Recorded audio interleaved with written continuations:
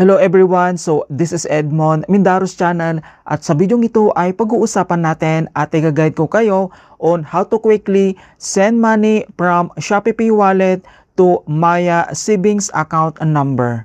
So dito naman ay napakabilis lang din mag-transfer ng fund or mag-cash in dito lang sa ating Maya savings account number gamit lang yung ating Shopee Pay balance. So lilinawin ko lang, dito sa ating Maya app ay may dalawang features dito na pwede natin tap upan or cash inan, katulad ng Maya wallet and then Maya savings account mga kaibigan. So magkaiba po sila. So ang lalagyan natin dito yung ating Maya savings account number. Kung hindi mo kabisado kung paano yan gawin, then stay tuned ka lang at start na natin. So ang next step, kailangan mo lang i-open dito ang yung Shopee app, i-click mo lang dito lang sa ating Shopee homepage, and then dito lang sa baba, kailangan mo lang itap dito yung Meta profile na makikita lang dito sa bottom right corner. I-click mo lang. At dito lang sa ating Shopee profile homepage, and then under lang dito sa My Wallet, kailangan mo lang itap or select mo lang dito yung Shopee Pay. And then madadirect na tayo dito sa ating Shopee Pay. So ang next step, so kailangan mo lang i-select dito yung bank transfer, and then itap mo lang dito sa kanyang main menu, i-click mo lang. And then another step, so bank transfer, and then makikita mo dito yung add new bank account. So since Maya savings account mga kaibigan yung lalagyan natin, kailangan mong i-select dito yung bank transfer. So itap mo lang dito yung add new bank account. And then another step, dito na tayo sa bank transfer. So mga kaibigan, please ensure the bank account details are correct at the same as registered in the bank para maiwasan natin dito yung error or yung problem.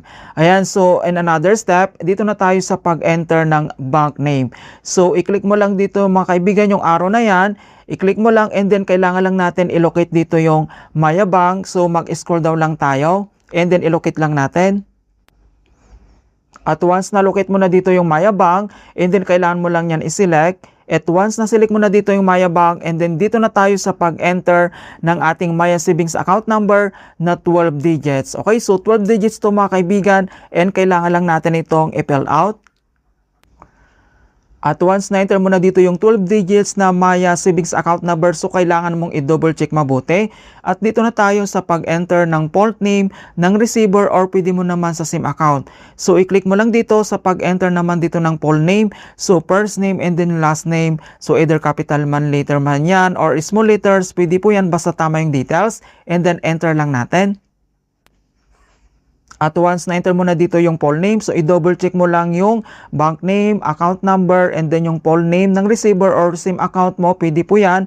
So makikita mo naman dito yung SIM account, ang ibig sabihin nito, in the next transaction, kung gusto mo itong nakasave yung details, hindi mo na kailangan pa mag-fill out ng bank account name, ng account number, ay kailangan mo itong enable yung kanyang button. Dito lang sa right corner, itoggle to on, position mo lang siya. Ayan, so once na on mo na siya, so automatic po yan na masisave dito sa ating bank transfer details. In the next transactions, kailangan mo lang nang i-select na yan. Okay, so once okay na siya, so na-double check mo na kung tama lahat. And dito naman sa baba, itap mo lang dito yung next. And another step, dito na tayo sa bank transfer. So makikita mo naman dito yung bank account number details. At dito na tayo sa pag-enter ng amount. So enter mo lang dito kung magkano yung amount na ita-transfer mo. And then itap mo lang dito yung done dito lang sa right corner. And then dito na tayo mga kaibigan, makikita mo naman dito na may bayad po itong transaction fee or admin fee na 15 pesos. Ayan. Yung purpose naman dito, pwede natin ito lagyan. So, fill out lang natin. So, dito naman sa paglagay ng purpose, so depende yan kung ano yung ilalagay mong purpose yan. Ayan. So, ito yung purpose natin, transfer fund. And then, mga kaibigan, kailangan mong i-double check. Okay, so makikita mo naman dito na na-add na dito yung kanyang admin fee na 15 pesos. Kailangan ma-extra balance ka sa iyong Shopee Pay wallet mga kaibigan dahil separate po yung kanyang transaction fee. Kapag okay na, dito lang sa bottom right corner, kailangan mo lang itap dito yung next. And then dito na tayo sa last step. So confirm transactions, makikita mo naman dito na na-add na yung kanyang admin fee. So bank transfer amount, admin fee, payment method via Shopee Pay balance, send to, dito lang sa ating Maya bank account number details, bank name, bank account number, and then yung purpose natin.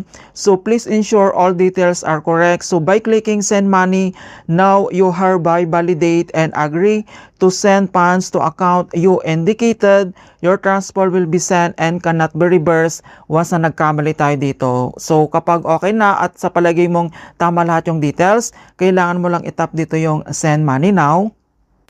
And then kailangan lang tayo mag-biometric authentications or i-enter mo lang dito yung Shopee PIN mo para ma-authorize natin yung transactions. So gagamitin natin dito yung biometric para mas mabilis. Ayan, so makikita mo naman dito na napakabilis lang talaga. So all details na dito naman. And then para ma-confirm natin, kailangan lang natin itong i-double check dito lang sa ating Maya app and then login lang tayo. At once nakalagin na tayo dito sa ating Maya app, so dito naman sa taas, kailangan mo lang i-select dito yung savings katabi lang ng wallet, i-double check natin. Ayan, so makikita mo naman dito na napakabilis lang talaga. So dito naman sa top right corner, makikita mo dito yung bell notifications. Dito mo makikita yung transaction mga kaibigan. Ayan, so makikita mo dito na receive from, galing lang sa ating Shopee Pay balance to Maya savings account number natin. Alright, so ganun lang po kasimple kung paano tayo mag-cash in or mag-top up ng ating Maya savings account number gamit lang yung ating Shopee Pay wallet balance. In hope na nakapagbigay ako ng konting kalaman at guide tungkol sa Shopee app tutorials. Thank you guys and see you in my next tutorials.